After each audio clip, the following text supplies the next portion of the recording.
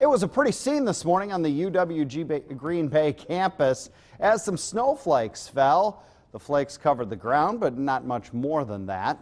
Those clouds and light flurries didn't do much for our forecast last night. We were predicting a low of -10 for Green Bay this morning, and it only dropped to -2 early last night in Green Bay. For exactly why that happened, let's head outside to the ice desk with Fox 11 meteorologist Phil DeCastro. Phil?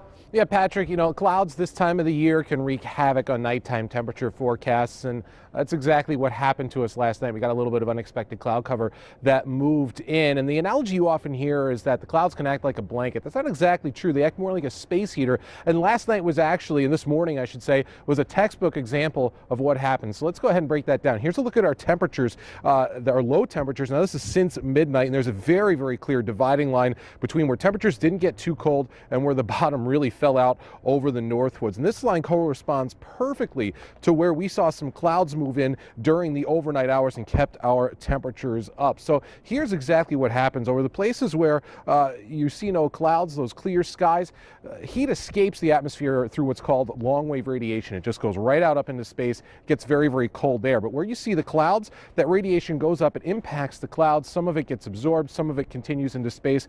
But those clouds also emit their own long wave radiation, heat in other words. That heads back down to the surface, in turn warms up the surface there, and so you get a little bit warmer air right there. That's what happened to us last night, and that's why our forecast was just a little bit off.